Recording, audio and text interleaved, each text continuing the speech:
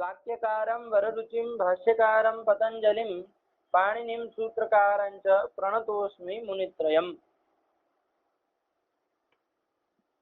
कल हम लोगों ने आदिरंत्येन संहिता में विचार किया, ठीक है ना। आदिरंत्येन संहिता का सूत्रार्थ क्या होगा, कैसे होगा, ये सब बातें हम लोगों ने विचार की, ठीक है ना। कोई भी वृत्ति हो किसी भी सूत्र की, तो इसी तरह से आप लोगों को देखना है कि भाई वृत्ति बनी, ऐसा मतलब हुआ कहाँ से, कहीं से अनुवृत्ति लाए कि क्या क्या किया गया है। ऐसे ही वृत्ति नहीं बना दी जाती है, कपोल कल्पित नहीं होती है, ठीक है ना। बहुत सोच विचार करके तो प्रत्येक सूत्र का, अभी तक तो हम लोगों को ऐसी आदत नहीं थी कि भाई प्रत्येक सूत्र में इस तरह से वृत्ति कैसे बनी, कहाँ से बनी, ये सब देखे। लेकिन अब ध्यान दीजिए, ठीक है ना, इसी तरह से विचार करना है। अब आदिरंत्येन संहिता में थोड़ा एक बार फिर से वो कर लीजिए, समझ लीजिए। कोई यदि प्रश्न छूट जाए या तो कुछ समझ में ना आए तो पूछ लीजिए, ठीक है ना। आदिरंत्येन संहिता है, क्या है आपका, संज्ञा सूत्र है, ठीक। कितने पद है इसमें, 4 पद हैं। आदि इति प्रथमैकवचनान्तम, अन्त्येन इति तृतीयैकवचनान्तम, सह इति अव्ययम, इता इति तृतीयैकवचनान्तम, ठीक है ना जी। हाँ, और इस ये जो है पूरा का पूरा संज्ञा सूत्र है, संज्ञा का उल्लेख नहीं किया गया है।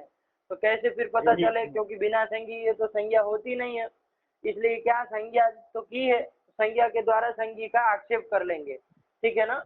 तो आदिरंत्येन संहिता ये संज्ञा है, अब इसका संज्ञा का आक्षेप करेंगे तो कैसे करेंगे, तो देखिए पहले संज्ञा क्या है, संज्ञा को समझिए।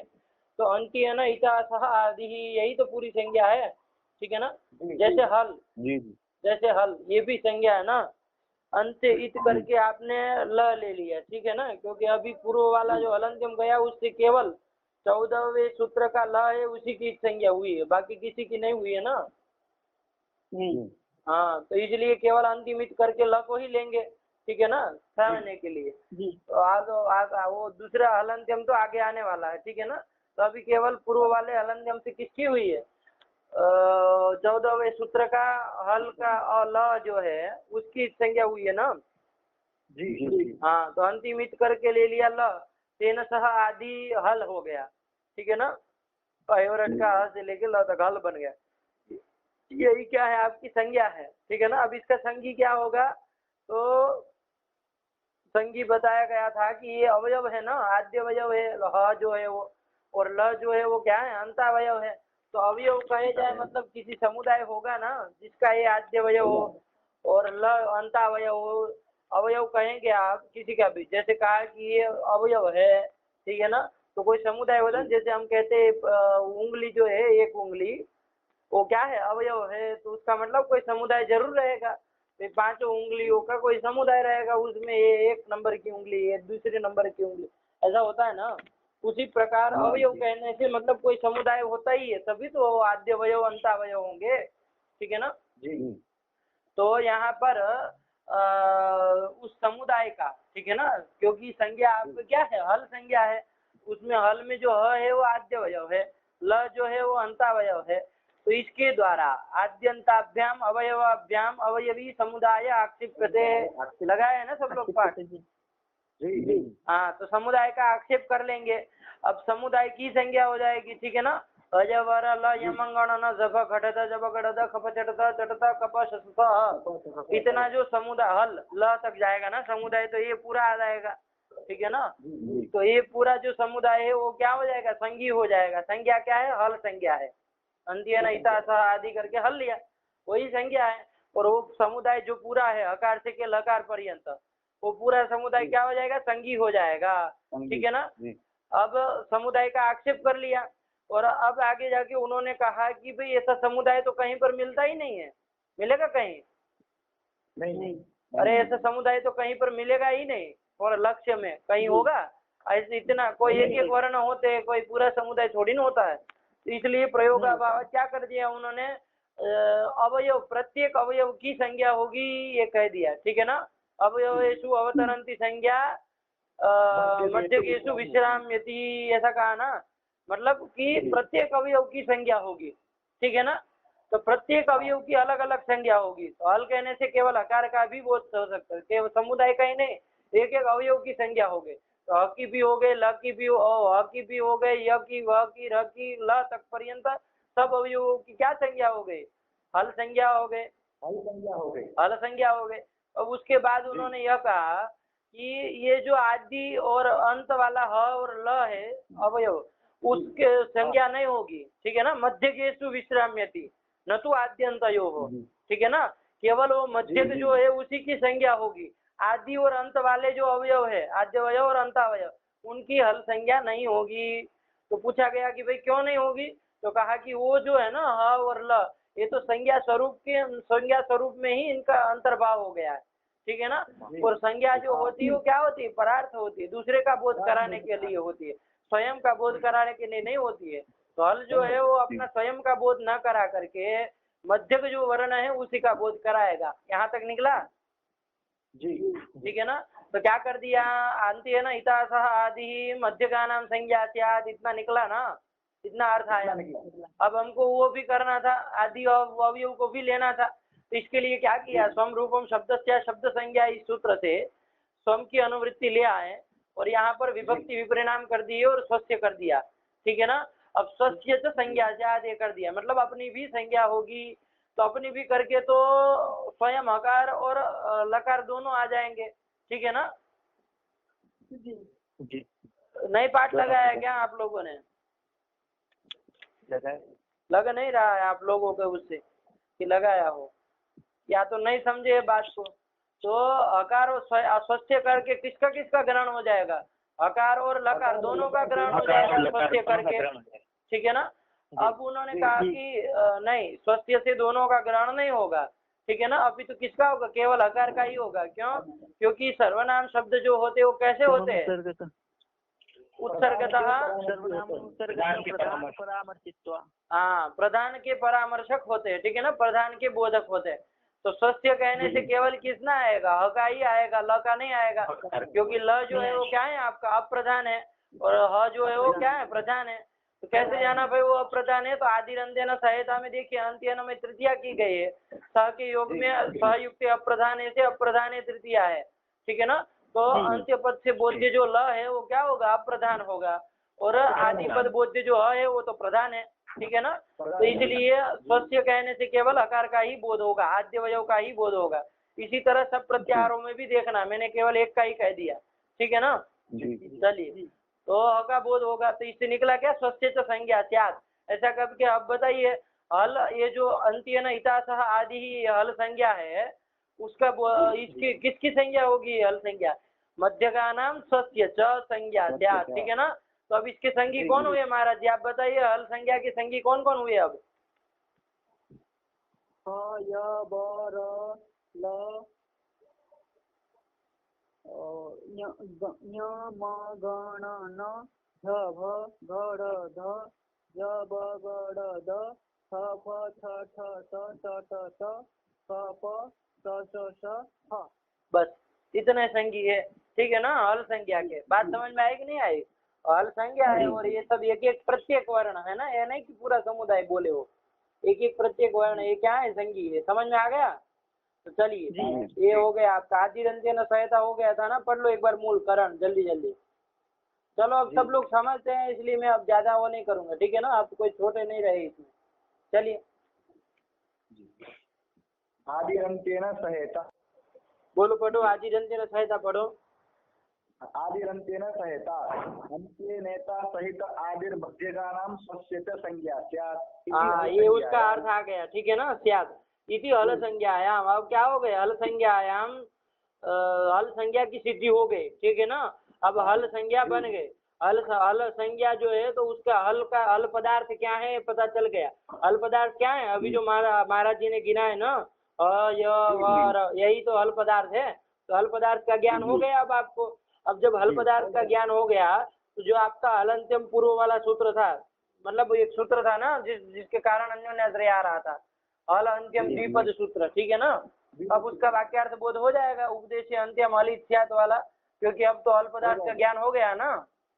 हाँ बस, तो इसलिए हल संज्ञायाम, ठीक है ना, इति हल संज्ञा, मतलब हल संज्ञा की सिद्धि हो गई, ठीक है ना। अब जब सिद्धि हो गई तो क्या, तो हलंत्य में सूत्र की प्रवृत्ति हो जाएगी। हाँ, तो वो पढ़ो अब आगे, हो गया हलंत्यम, हाँ, उपदेशे अंत्यम हल इत्यादि। देखिए ये हलंत्यम सूत्र है, इसमें कितने पद है भार्गव? 2 पद। 2 पद है, ठीक है ना। बोल ही देना है कौन कौन। हल और अंत्यम। अरे राम, ऐसे बोलते हैं कोई। करण बोलो तुम। हाँ ऐसे बोलना है ना, ये ध्यान दिया करो, ऐसे ही बोलना है, ठीक है ना। हलिति प्रथमाइक वचनांतम अंत्यमिति प्रथमाइक वचनांतम, दोनों प्रथमाइक वचनांत है, ठीक है ना। कोई समास नहीं है दोनों पदों में, अलग अलग दोनों पद है, ठीक है ना।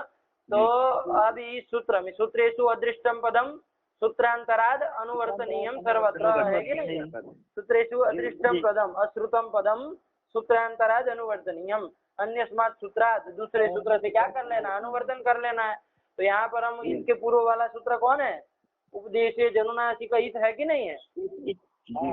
महाराज जी अष्टाध्यायी में है ना, सिद्धांत कौमुदी में बाद में लिखा है, उसमें नहीं देखना है, अष्टाध्यायी का पाठक्रम देखना है, ठीक है ना। उसके अनुसार हलंत्यम का सूत्र नंबर क्या है, बोलिए महाराज जी, आप बोलिए कौन है सूत्र संख्या? आपके पास पुस्तक है ना, उसमें लिखा है हलंत्यम के बाद संख्या लिखिए ना। हलंत्यम के बाद अरे कुछ नहीं लिखा है? 1 3 3। हाँ ये लिखा है ना, इसका क्या मतलब है 1 3 3 का? मतलब प्रथम अध्याय का तीसरा पाद का तीसरा सूत्र। हाँ ये है, ठीक है ना। प्रथम जो संख्या वो अध्याय की है, दूसरी संख्या पाद की है, और तृतीय जो संख्या दिखाई दी गई है वो सूत्र संख्या है, ठीक है ना, कितने नंबर का सूत्र। बस तो ये ध्यान दीजिएगा सब लोगों को। चलिए तो ये है, अब इसी के ऊपर वाला सूत्र मतलब 1 3 2 का सूत्र है आपका उपदेशे जनुनासिक हित, अष्टाध्यायी बाद में देख लीजिएगा, ठीक है ना। 1 3 2 का तो इस सूत्र से क्या आएगा, उपदेशे ये पद अनुवृत्त होगा, और कौन, इत, इत पद की भी अनुवृत्ति आएगी, ठीक है ना। ये दोनों पद की क्या होगी, अनुवृत्ति आएगी। अनुवृत्ति, अनुवर्तन, अनुकर्षण, ये तीनों पर्याय है। अनुवृत्ति, अनुवर्तन और अनुकर्षण, ठीक है ना। ऊपर से जब पूर्व वाले सूत्रों से जब उत्तर वाले सूत्रों में अनुवृत्ति वो ले आते हैं कोई पद, तो वो अनुवृत्ति कही जाती है। अनुवर्तन कहा जाता है, अनुकर्षण कहा जाता है, ठीक है ना। और कभी कभी ऐसा भी होता है कि उत्तर वाले सूत्र से पूर्व सूत्र में कोई पद लाया जाता है, ठीक है ना, तो उसको अनुवृत्ति नहीं कहेंगे। अरे बाद वाला सूत्र है ना, जैसे चौथे सूत्र में से तीसरे सूत्र में कुछ ले आए, ऐसा भी कभी कभी होगा। अभी जब आएगा प्रसंग तब बताएंगे, ठीक है ना। तो ऐसा भी होता है, तो उसको अनुवृत्ति नहीं कहते हैं। अरे वहाँ कहाँ अनुवर्तन हुआ, वहां पर अपकर्षण कहा जाता है। क्या कहा जाता है, उसको अपकर्षण कहते हैं। तो शब्दों का सब ध्यान रखिए, ठीक है ना, ये सब प्रयोग करने हैं। तो ऊपर से जब लाएंगे कोई तो क्या हुआ, अनुवृत्ति, अनुवर्तन, अनुकर्षण, ये सब। और नीचे से शब्द कोई मतलब आगे वाले सूत्र से, मतलब कि बाद वाले सूत्र से, चौथे पांचवे से यदि तीसरे में कुछ लाते हैं, दूसरे में कुछ लाते हैं, तो पहले में कुछ लाते हैं, तो क्या कहा जाता है, अपकर्षण कहा जाता है। क्या कहा जाता है महाराज जी, अपकर्षण कहा जाता है, अपकर्षण कहा जाता है, ठीक है ना। तो चलिए ये बात ध्यान रखिएगा, है ना, ये सब हम लोगों का प्रक्रिया है, इसी तरह सूत्रार्थ बनता है। चलिए तो उपदेश को ले आए और इत को ले आए, ठीक। तो क्या बन गया, उपदेश अंत्यम हल इत, और स्यात् क्रिया का अध्ययन कर लेंगे, ठीक है ना जी, क्योंकि क्रिया तो कोई ना कोई रहेगी ना। सर्वम वाक्यम क्रियायाम परिसमाप्यते, भाष्यकार ने कहा है, क्या कहा है, सर्वम वाक्यम क्रियायाम परिसमाप्यते। कोई भी वाक्य हो, जितने भी वाक्य सब के सब क्रिया में परिसमाप्त होते हैं। लिख लीजिए, सर्वम वाक्यम क्रियायाम परिसमाप्यते। क्या हुआ, सर्वम वाक्यम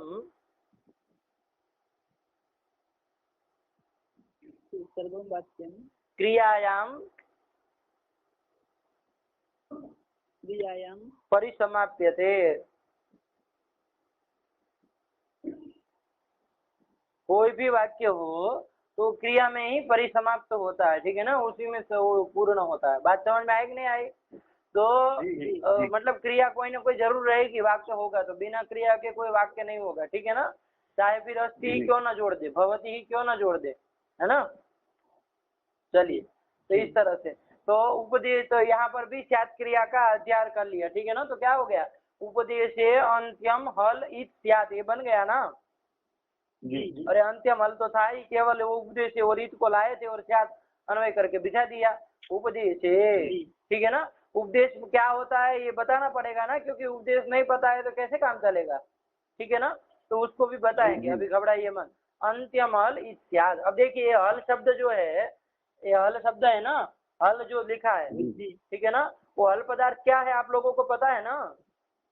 जी जी कौन है हल पदार्थ भार्गव? हाय वर ल यम गण न झभ घट थ झब गड़ द खप चठ थ चट थ कप श श स ह। हाँ ठीक है ना। ये जो आपके है ना, ये ह तक बोले वो प्रत्येक वर्ण, ठीक है ना, प्रत्येक वर्ण का बोध हो सकता है, एक एक का, ये नहीं कि समुदाय का। ठीक है ना, तो चलिए ध्यान रखिएगा, हल पदार्थ का ज्ञान तो हो गया है। अंत्यमित। अब देखिए हल जो शब्द है, कोई पूछे कि किस लिंग में चलता है, पुल्लिंग में चलता है या स्त्रीलिंग में, नपुंसकलिंग में, किस में चलता है, कैसे जानेंगे? ठीक है ना, तो रूप तो वही बनेगा। पुल्लिंग में चला है तब भी हल हलो हलह बनेगा, और नपुंसकलिंग में बनाए तब भी हल हलो हलह बनेगा। बनेगा कि नहीं बनेगा? बनेगा। लेकिन कैसे पता चले किस लिंग में? जैसे सूत्राणी का बताया था ना, उसी तरह हल में भी थोड़ा ध्यान देना है। तो देखिए अंत्यम कहाँ है ना, अंत्यम हल। जी तो अंत्यम के समभिव्याहार से आप जानेंगे कि हल है तो किस लिंग का है? नपुंसकलिंग है। ठीक है ना। अंत्यम विशेषण है हल में। अंत्यम क्या है? विशेषण है। विशेषण क्या है? विशेषण है। अंत्यम हल मतलब अंतिम हल। हल तो बहुत सारे होते हैं, कैसा हल? तो अंतिम हल, अंत्यम हल। ठीक है ना। तो अंतिम क्या है? विशेषण है। किसमें? हल में विशेषण है। बात समझ में आई कि नहीं? जी तो मतलब हल शब्द कैसा है, किस लिंग में है, कैसे पता चलेगा? पुल्लिंग में है, स्त्रीलिंग में, नपुंसकलिंग में, किसमें है? नपुंसकलिंग में। ठीक है ना, क्योंकि उसका विशेषण जो अंत्यम है वो नपुंसकलिंग में है, इसी से निकला। ठीक है ना। जी बात समझ में आएगी नहीं? और पुल्लिंग में भी हल शब्द का प्रयोग होता है, ऐसा नहीं है, लेकिन यहाँ पर अंत्यम के सहोच्चार से क्या पता चल रहा है? हल शब्द नपुंसकलिंग में भी चलता है, पता चल रहा है ना। चलिए रूप तो वही बनना है, हल हलो वला, उसमें कोई अंतर नहीं। लेकिन ध्यान दीजिए, कभी भी कोई आगे पीछे शब्द प्रयोग करना हो तो समझ में आएगा कि लिंग की जरूरत पड़ती। ठीक है ना। चलिए, तो उपदेश अंत्यम हल इत्यादि आपकी क्या बनेगी? वृत्ति हो गई। ठीक है ना, अर्थ निकल गया। उपदेश, उपदेश किसको कहते हैं? तो उसका अभी कहने वाले हैं, तो आगे सीधा लिखा ही है, देखिए उपदेश आद्योच्चारणम। ठीक है ना। उपदेश क्या है? आद्योच्चारण है। तो उपदेश मतलब आद्योच्चारणे, उपदेश अवस्था में कहते हैं ना हम लोग। उपदेश मतलब उपदेश अवस्था में अंत्यम हल, अंतिम जो हल है वो क्या होता है? इस संज्ञक होता है। ये संज्ञा सूत्र है आपका अलंत्यम। आदि आदि उच्चारण मतलब क्या? वो बताने वाला, अभी बहुत बताना है उसमें। ठीक है ना, बताना ही है बस तुरंत। अभी थोड़ा ये पहले समझ लीजिए क्या कह रहा था। ये इसमें ये संज्ञा सूत्र है, तो इसमें भी कोई संज्ञा होगा, संगी होगा। महाराज जी कौन संज्ञा है, कौन संगी है? किसमें? उपदेश है। अरे कौन उपदेश है? पगले आदमी है आप। मतलब ये अलंत्यम में देखिए ना, कौन संज्ञा है कौन संगी है। जी, अलंत्यम में हल जो है ये संज्ञा है। अरे और अरे उपदेश अंत्यम हल इत्यादि, इसमें संज्ञा कौन है, संगी कौन है, नहीं पता है? संज्ञा हल है। अरे राम, नहीं, संज्ञा इत है और संगी जो है हल है। हाँ ये अलंत्यम सूत्र कौन संज्ञा कर रहा है ये पूछ रहा हूँ ना। जी जी जी। अलंत्यम ये जो सूत्र है वो कौन संज्ञा करता है? ईद संज्ञा करता है ना। तो संज्ञा इस सूत्र की संज्ञा कौन है? ईद संज्ञा है। ठीक है ना। और संगी कौन है महाराज जी? हल है। अरे सब हल के है क्या? संगी हल है। संगी हल है। महाराज जी में जो माँ है वो भी संगी है।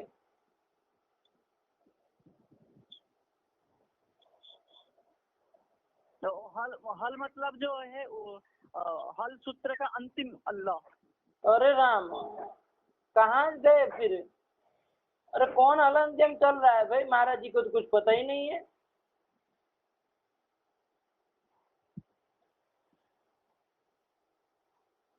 तो कौन बताइए? ऐ करण तुम बताओ, सब क्या ऐसे ही है? ये जो इत जो है वो संज्ञा है, और जो हमने हल पदार्थ जाना उसका जो अंतिम लकार है वो संगी है क्योंकि उसकी संज्ञा होगी। अरे राम, तुम बताओ विवेक, विवेक है कि नहीं?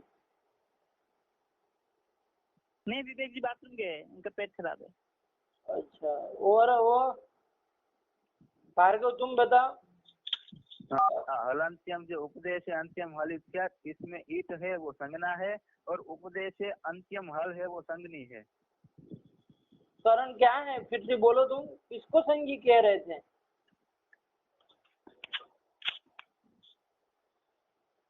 ईट जो है वो संज्ञा है और उपदेश है अंत्यम हल ये संगी है। मतलब ये क्या है उपदेश अंत्यम हल? मतलब पहले क्या बोल रहे थे तुम, संगी किसको कहा था? जी पहले संगी किसको कहे थे? पहले जो हल पदार्थ हमने जाना था उसका जो अंतिम लकार था वो संगी था। अरे राम, ये सब मतलब यही सब है सब। अरे राम, ओ गौरव तुम बोलो। जी संज्ञा इस संज्ञा है और संगी है, मतलब तो उपदेश है अंतिम हल, मतलब कौन? ये संगी है। उपदेश अवस्था हल में जो मतलब अंतिम हल है, 14वां सूत्र का ल केवल? नहीं तो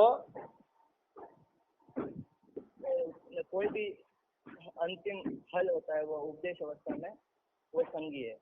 हाँ, कोई भी हल मतलब य वर ल म यम गण न, तो इसमें जितने वर्ण हैं सब में से कोई है ना? जी ये तो कह रहा है करण की 14वां सूत्र का ल की संज्ञा। वो दूसरा हलंत्यम का अर्थ है। अरे दूसरा कौन सा होता है अभी जब ये चल रहा है तो? दो हलंत्यम दूसरा क्या होता है? आप अभी हलंत्य में चल रहा है तो दूसरा क्या कौन सा होता है भाई? कहीं का उत्तर कहीं पर देंगे? नहीं समझे करण क्या? ये समझ गए? गधे हो तुम बड़े इतने देर तक। राम, हे भगवान। तो देखिए अलंत्यम भाई दूसरा सूत्र है, अलंत्यम उपदेश अंत्यम हलिस्यात, इसमें 2 पद हैं। इसमें जो हल है वो 14वां सूत्र वाला हल नहीं है गधे, ये हल प्रत्याहार है अलग से। ये हल संज्ञा जो हमने अभी सिद्ध की थी आदिरंत्यन सहायता से, इस हल का अर्थ क्या है अभी भार्गव को पूछा था, भार्गव ने बताया था ह य व र ये प्रत्येक वर्ण, तो इसका क्या मतलब हुआ? उपदेश अवस्था में अंतिम जो ह य व र ल य म ङ ण न ज फ घट थ जब गण द ख फ छठ थ चट थ कप स स, इसमें से कोई भी वर्ण उसकी संज्ञा होती है। ये मतलब है। अब ये सब 14 सूत्र का अंतिम जो है उसका लग की संज्ञा होती। 14वां सूत्र क्या लगा के रखे महाराज जी, नहीं समझे क्या आप? जी अब समझ गए। हाँ ध्यान दीजिए महाराज जी, अलग अलग करे रहिए वरना क्या फिर हुआ।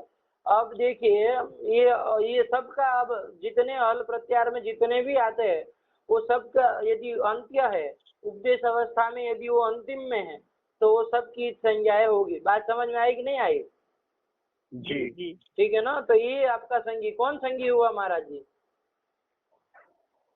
संगी जो प्रत्येक जो प्रत्येक वो होगा अच हल अक इत्यादि, उसका जो अंतिम वर्ण होगा उसका वो संगी होगा। नहीं तो अरे संज्ञा किसकी कर रहे हैं महाराज जी? एक संज्ञा हल की कर रहे हैं। हल की कर रहे हैं, हल की मतलब जी, और जो हय बर ल यमगण न झभ इत्यादि जो यहाँ से लेकर ल तक जो कर रहे हैं, इसका जो अंतिम ह तक, ल तक नहीं, ह तक।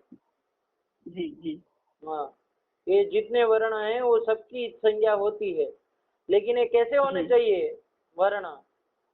आदि में होने चाहिए, अंतिम में होना चाहिए, कुछ कहा कि नहीं? अंतिम होना चाहिए। अंत्यम हल, तो ये हुआ। और वो भी सब जगह अंत्यम हल क्या? उपदेश अवस्था, अनुपदेश अवस्था, कोई भी अवस्था में क्या? नहीं, उपदेश अवस्था में। तो पूरा बोलिए ना कौन संगी है? उपदेश अवस्था में जो अंत्य हल होगा, हाँ वो क्या है, संगी है। जी ठीक है ना, अंत्य हल होगा। जी। हल होगा मतलब ह या वर ट में से कोई भी वर्ण, ठीक है ना, जी ह या वर जी। से लेके ल तक, ठीक है ना, ये सब कोई भी वर्ण जी। होगा तो वो ईद संज्ञक होता है, ठीक है ना, उसकी ईद संज्ञा होती है। समझ में आया? चलिए ध्यान दिया करिए। तो ये हो गया आपका हलंत्यम, ठीक। उपदेश, हाँ, तो ये इतना हो गया। अब देखिए उपदेश किसको कहते हैं ये हम लोगों को जानना था, ठीक है ना। जी तो उपदेश किसको कहते हैं, तो उसने उन्होंने लिखा उपदेश आद्योच्चारणम, ठीक है ना। उपदेश किसको कहते हैं, आद्योच्चारण को उपदेश कहते हैं, ठीक है ना। देखिए जी उपदेश कैसे सिद्ध किया है, उपसर्ग पूर्वक, उपपूर्वक दिश धातु है। कौन धातु है, दिश धातु है। दिश धातु है। दिश धातु का अर्थ क्या है, किसी को धातु पाठ में याद है, जैसे भू सत्तायाम वैसे दिश, दिशे उच्चारण है। अब अपने से अंड बंड मत जोड़ा करो। दिश बताओ कहाँ है, कौन गण का है, कैसे हो,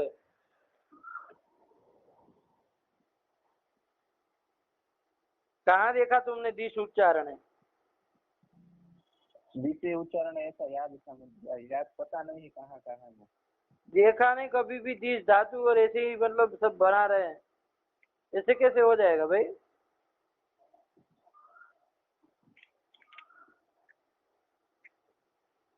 देखिएगा किस अर्थ में है, ठीक है ना, बात समझ में आएगी नहीं।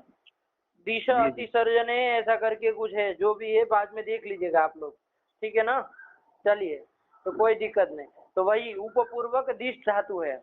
दिश धातु के अनेक अर्थ होते हैं, धातु का कोई एक अर्थ ही होता है, वो केवल बताया जाता है, ठीक है ना।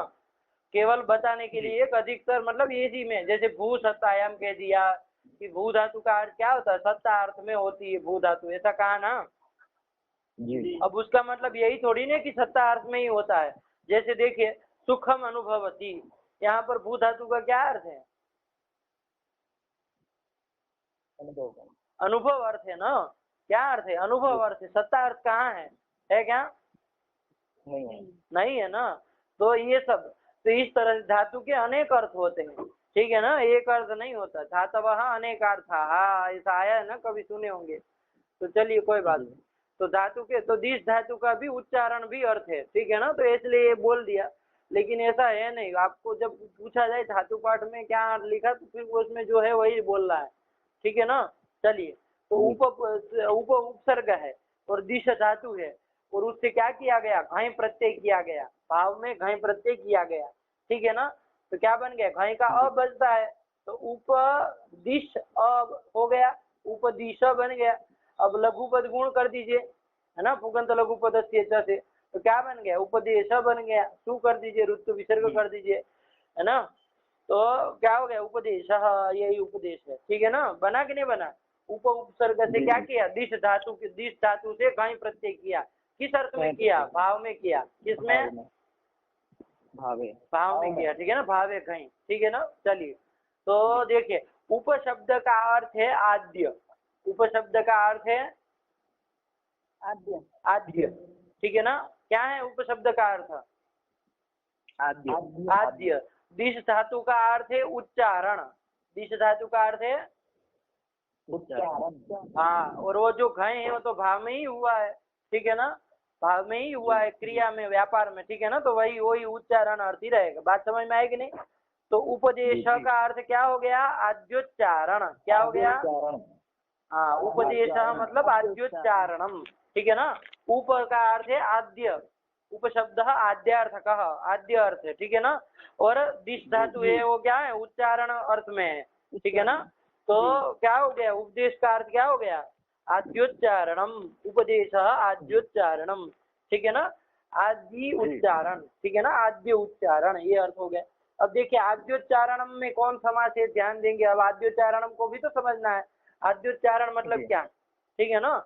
इसमें बहुत झंझट होती है समझने में कि अरे पहले तो ये कि उपदेश है अंत्यम हल इत्यादि, तो अंतिम हल की इत संज्ञा होती है तो समझ में आता है, लेकिन उपदेश है मतलब उपदेश अवस्था में। अब उपदेश अवस्था किसी को नहीं समझ में आती है। अब जब उसके बाद उपदेश क्या है तो कहा जाता है आद्योच्चारणम, है ना, यही कहा जाता है ना आद्योच्चारणम। उपदेश का तो अब आद्योच्चारण क्या होता है ये भी समझना कठिन हो जाता है कि आद्योच्चारण मतलब क्या कह रहे हैं। आद्योच्चारण 1 मिनट चालू रखिएगा सब लोग, ठीक है ना। जी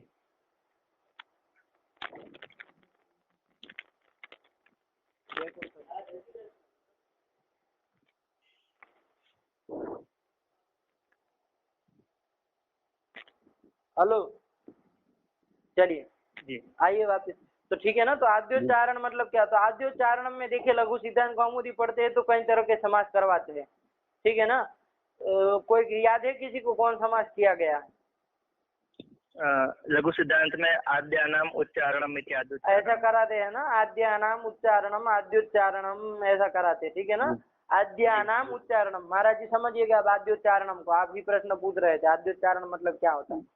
आद्यानाम उच्चारणम, ठीक है ना, मतलब आद्य जो लोग है उनका उच्चारण। आद्य कौन है? पाणिनि, कात्यायन, पतंजलि, यही है, ठीक है ना, उनका उच्चारण, उनके द्वारा जो उच्चारण किया गया, ठीक है ना, समझ में आया। तो यही आद्यानाम उच्चारणम आद्योच्चारणम, ठीक है ना। आद्यानाम मतलब पाणिनि, कात्यायन, पतंजलि नाम उच्चारणम, यही हो गया, ठीक है ना जी इस तरह से आद्योच्चारणम में वो करवाते हैं, ठीक है ना। लेकिन वस्तुतस्तु यहाँ पर यही कर्मधारय ही करना चाहिए। आद्यम च तद उच्चारणम, क्या है? आद्यम च तद उच्चारणम इति आद्योच्चारणम, ठीक है ना। हाँ, तो ये आद्यम च तद उच्चारणम आद्योच्चारणम है, कर्मधारय समाज किया गया, ठीक है ना। मतलब आद्य जो उच्चारण, ठीक है ना, आद्य जो उच्चारण, ठीक है ना। जी आद्य जो उच्चारण, किसका उच्चारण? तो वो ले लेना पाणिनि, कात्यायन, पतंजलि का ही उच्चारण। लेकिन कैसा उच्चारण? आद्य उच्चारण। अब आद्य उच्चारण मतलब पहला उच्चारण ऐसा अर्थ करेंगे, ध्यान दीजिए। आद्य उच्चारण मतलब क्या? प्रथम उच्चारण, यही हुआ ना। आद्य मतलब क्या होता? प्रथम, प्रथम उच्चारण। तो मतलब कौन प्रथम उच्चारण? तो यदि प्रथम उच्चारण वो करते तब तो वो पैदा हुए तब तो रोए होंगे, कुछ और बोले होंगे, माँ बाबा ऐसा कुछ बोले होंगे ना, जो भी जो बोला होगा, ठीक है ना, वही उनका आद्य उच्चारण होगा। तो वो थोड़ी लेना है, वहां कहाँ इस संज्ञा करनी है आपको जी। अभी तो क्या करना है आपको?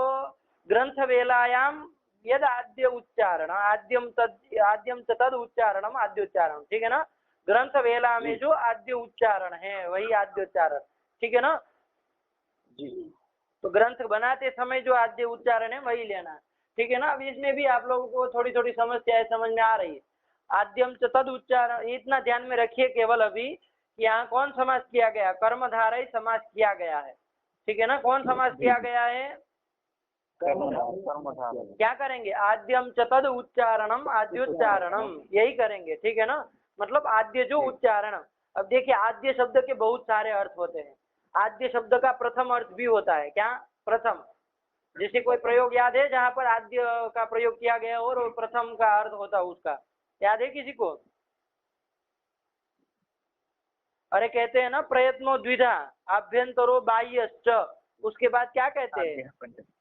आद्य पंचदा। आद्य पंचदा मतलब प्रथम पंच, वो दो में से जो प्रथम है, ठीक है ना, वहां पर आद्य शब्द प्रथमवाची है, ठीक है ना, प्रथम अर्थ है उसका। वहां जो आद्य पंचदा में आद्य है उसका क्या अर्थ है? प्रथम अर्थ है, ठीक है ना। तो भाई तो ध्यान दीजिएगा, तो प्रथम अर्थ भी होता है, लेकिन यहाँ पर पारिभाषिक अर्थ लेना है। आद्य का अर्थ लेना है आपको स्वस्वरूप ज्ञापकम, क्या लेना है? लिख लीजिएगा, आद्य, आद्य मतलब स्वस्वरूप ज्ञापकम, या तो ऐसे लिख लीजिए आद्यत्वम नाम स्वस्वरूप ज्ञापकत्वम, ठीक है ना। यहाँ से पारिभाषिक अर्थ लेना है, यहाँ पर क्या लेना है? पारिभाषिक अर्थ लेना है। आद्यत्वम नाम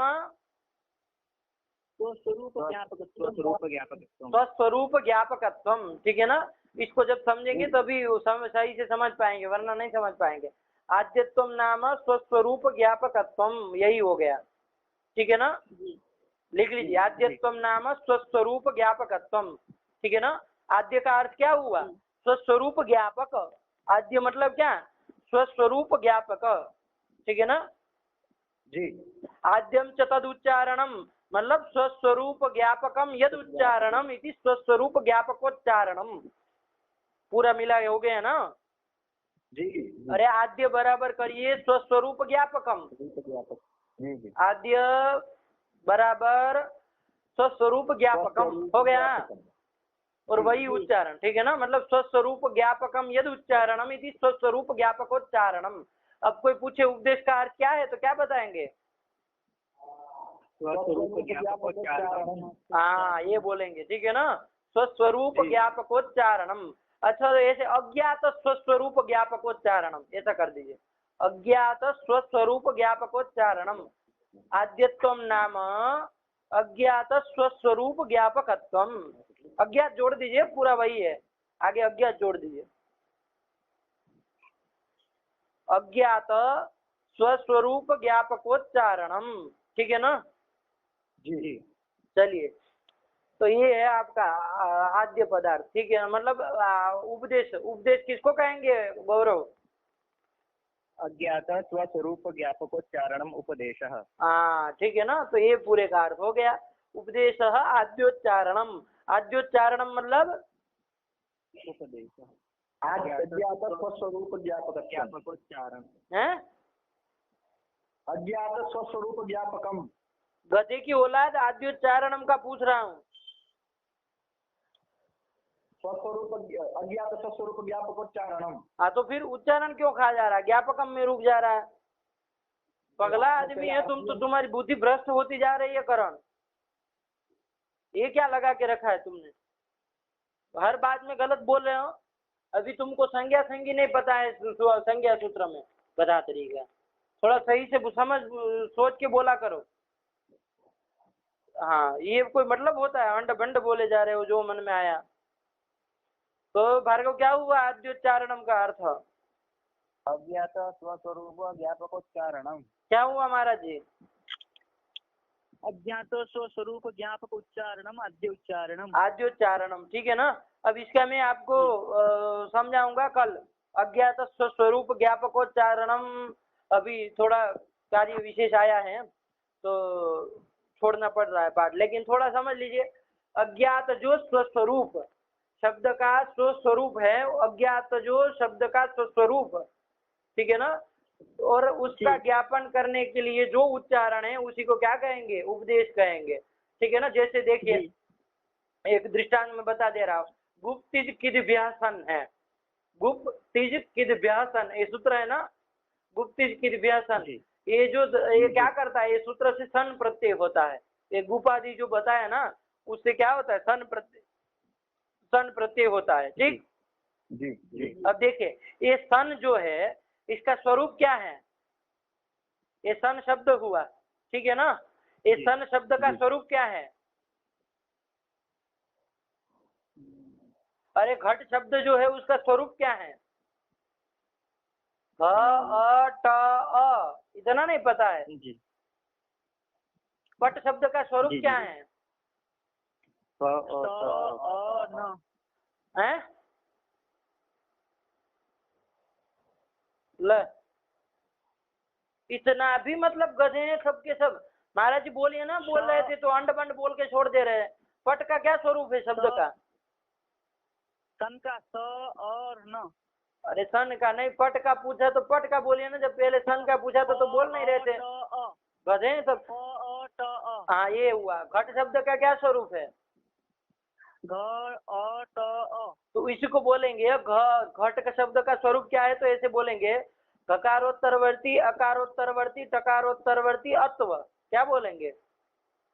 घकार उत्तरवर्ती अकार उत्तरवर्ती टकार उत्तरवर्ती अकारह कर दीजिए, कोई दिक्कत नहीं। अकारह, ठीक है ना? इसी तरह पट शब्द का क्या स्वरूप है?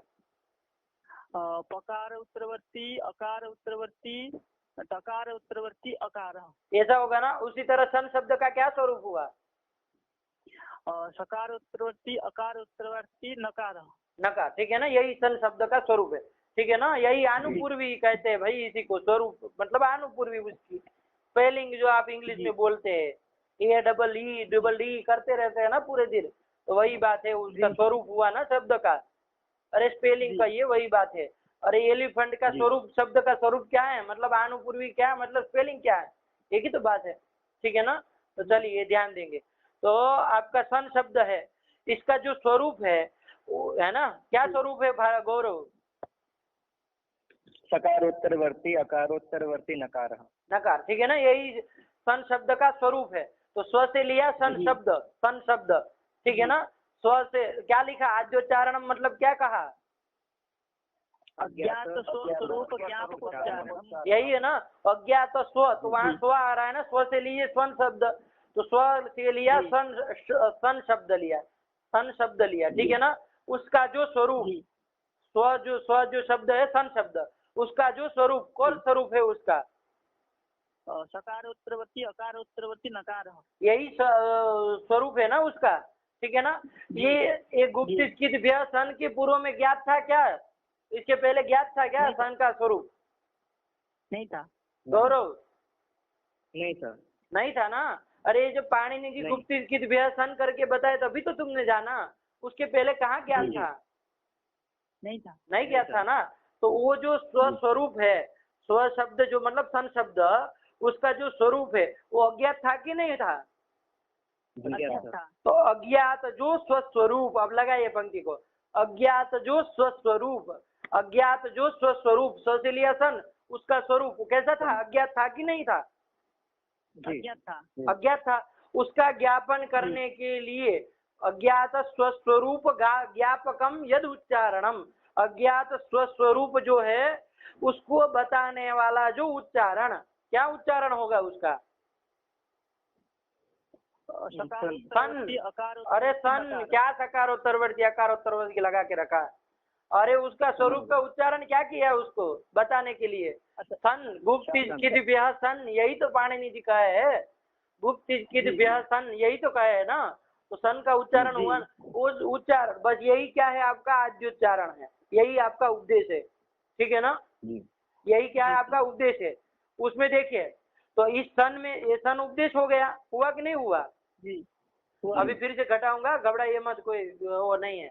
अज्ञात स्वस्वरूप, स्व से लेना है, जो शब्द आपको उपदेश है कि नहीं देखना उसको लेना है, जैसे सन देखना है ये उपदेश है कि नहीं, तो स्व से लिया सन, उसका स्वरूप हो गया सन शब्दत्व, मतलब वो सकारोत्तरवर्ती अकारोत्तरवर्ती नकार, ठीक है ना, यही है, उसको सन शब्दत्व कहेंगे, ठीक है ना। ये उसका स्वरूप हो गया। ये कैसा है, अज्ञात है कि नहीं, इसके पूर्व में अज्ञात है। तो अज्ञातम यत् स्वस्वरूपम, अज्ञात जो स्वस्वरूप, स्व का स्वरूप, शब्द स्व जो शब्द लिया सन शब्द, उसका स्वरूप अज्ञात है कि नहीं है? सत्य ज्ञापकम यद उच्चारणम, उसको ज्ञापकम मतलब बताने वाला, उसको बताने वाला जो उच्चारण, स्वस्वरूप को बताने वाला जो उच्चारण, कौन उच्चारण? सन, गुप्त सन, इसमें जो सन का ये उच्चारण है यही आपका अज्ञात स्वस्वरूप ज्ञापक उच्चारण है। बात समझ में आई? यही क्या है आपका उपदेश पदार्थ है। इसका मतलब ये उपदेश हुआ कि नहीं हुआ, सन आपका, सन ये जो उच्चारण है वो उपदेश है कि नहीं है? उस उपदेश अवस्था में मतलब वो आद्योच्चारण में, ठीक है ना, उसमें जो अंतिम हल, उसमें अंतिम हल कौन है? सन में न है ना, वो हल है कि नहीं है? हल है, मतलब अयवरट हका, वो जो उसमें आ रहा है कि नहीं आ रहा है, हल मतलब वो आधे के साथ तात्पर्य नहीं है, वहीं पर बात जाती है, लेकिन हल से समझ के रखे, अयवरल इसमें कहीं आता है कि नहीं आता, वो न आता है ना, यमंगण न करके, तो आ गया। और अंतिम में भी है, और उपदेश अवस्था में भी तो है ही, उपदेश है, अंतिम हल मिल गया ना, उसका क्या हो जाता है, ईच संज्ञा होती है, नकार की ईच संज्ञा हो जाएगी, और फिर तस्य लोप से लोप हो जाता है, तो सन का नकार नहीं रहता है ना, स रहता है केवल, ठीक है ना। ऐसा करते कि नहीं करते हैं? अब देखिए इसको थोड़ा और समझिए, अज्ञात स्वस्वरूप ज्ञापकोच्चारणम, ये जो आपका गुप है, गुप्त सन में गुप है ना, गुप है, ये गुप में ये आद्योच्चारण घटता है कि नहीं घटता है, देखिए ये जो अभी बताया अज्ञात स्वस्वरूप ज्ञापकोच्चारण, ये जो है वो घटता है कि नहीं घटता, तो देखिए स्व से लिया गुप, गुप्त सन का गुप लिया, ठीक है ना, स्व से लिया, उसका स्वरूप क्या है गौरव? गकारोत्तरवर्ती उकारोत्तरवर्ती पकार। पकार, यही स्वरूप है। उसको ज्ञापन, जी। उसको बताने के लिए ये उच्चारण है कि नहीं है? जी है। उसको बताने के लिए तो उच्चारण किया है, ठीक है ना। जी। लेकिन ये अज्ञात है क्या? ये जो स्व से गुप शब्द गुप लिया, उसका जो स्वरूप है गकारोत्तरवर्ती उकारोत्तरवर्ती पकार, ये जो है जी। वो अज्ञात है क्या? देखिए अज्ञात नहीं है, क्योंकि जब पाणिनि जी ने पूर्व में धातु पाठ बताया था तब गुपु रक्षणे वहां पर धातु पाठ उन्होंने किया था। जी। तो इसका ये जो स्वरूप है ना वो ज्ञात है पूर्व में, अज्ञात नहीं है। ये जी। गुपु रक्षणे पहले बताए थे ना धातु पाठ, जब एक एक धातु बताए थे, भू सत्तायाम, जी। गुपु रक्षणे, ये तो वृद्धौ बताए थे ना। तो वहां पर गुपु रक्षणे, तो गुपु ये स्वरूप बता दिए थे ना, बता दिया। ठीक है ना। तो स्वरूप तो ज्ञात था ना इसका, अज्ञात स्वस्वरूप था क्या? ये गुप्त के सन वाला जो गुप है उसका, वो जो गुप है वो अज्ञात स्वस्वरूप है क्या? अज्ञात नहीं है। अज्ञात नहीं है ना। तो उसमें वो स्वस्वरूप का ज्ञापन का बताने के लिए ही उच्चारण किया गया कि भाई गुप धातु से सन होता है, तो वो स्वरूप को बताने के लिए ही उच्चारण है। लेकिन उसका जो स्वरूप है ना, अनुपूर्वी जो है वो ज्ञात है कि नहीं है पूर्व में, कि अज्ञात है? ज्ञात है ना। तो अज्ञात स्वस्वरूप ज्ञापकोच्चारण ये गुप हुआ क्या? नहीं हुआ। नहीं हुआ। तो वो गुप आपका उपदेश नहीं है, ठीक है ना। वो गुप जो आपके है वो उपदेश नहीं है। बात समझ में आई कि नहीं आई? जी। ये क्या है आपका? उपदेश नहीं है। इसलिए यहाँ पर गुप में पकार की संज्ञा नहीं होती है। गुप में पकार की संज्ञा नहीं होती, होती है क्या? नहीं होती है। अरे गुपु रक्षणे धातु में उकार की तो होती है, लेकिन पकार की नहीं होती है, पकार की नहीं। ठीक है ना। क्योंकि ये उपदेश नहीं है। यदि उपदेश होता तो अंतिम हित करके तो प मिल ही जाता, ठीक है ना। उपदेश से अंतिम हल करके तो ये प आ ही जाता, लेकिन ये उपदेश नहीं है, ठीक है ना। अंतिम हल तो है, इसलिए यहाँ पर इस संज्ञा नहीं होगी प की। बात समझ में आई कि नहीं आई? जी। चलिए, तो ये आद्योच्चारणम, उपदेश मतलब क्या हुआ भार्गव? उपदेश मतलब अज्ञात स्वस्वरूप ज्ञापकोच्चारणम। हाँ, यही है, ठीक है ना। यही उपदेश है, समझे कि नहीं? जी। चलिए, बस ये ध्यान में रखिएगा, ठीक है ना। और बताइए, ये तो समझ में आ गया उपदेश, ठीक। आद्योच्चारणम कैसे निकाला ये भी ध्यान दीजिएगा, है ना। आद्य का अर्थ कर दिया अज्ञात स्वस्वरूप ज्ञापकम, और आगे उच्चारणम तो था ही, तो आद्यम चतुर्थ उच्चारणम था, तो वहां पर भी क्या हो जाएगा? अज्ञात स्वस्वरूप ज्ञापकम यद उच्चारणम, वो बताने ज्ञापक ही उच्चारण है, अज्ञात स्वस्वरूप ज्ञापक ही उच्चारण है, ठीक है ना। कर्मधारय है ये दोनों का। बात समझ में आई? चलिए, तो अज्ञात जो स्वस्वरूप और उसको बताने वाला जो उच्चारण, उसी को क्या कहेंगे? आद्योच्चारण कहेंगे, उसी को उपदेश कहेंगे। तो सन में घटा कि नहीं घटा? घट गया, ठीक है ना। बस तो यही ध्यान दीजिएगा, ठीक हुआ। चलिए, तो बस ये इतना आज इतना लगा के रखिए, और इस पंक्ति को सही से घटाइए, ठीक है ना। अभी थोड़ा कार्य है तो इसलिए नहीं चला सकते, वरना आज करना था इसको पूर्ण, लेकिन कोई बात नहीं। चलिए, तो गया उपदेश पदार्थ, तो थोड़ा समझ लीजिए, इसको अच्छी तरह से समझ के आइए।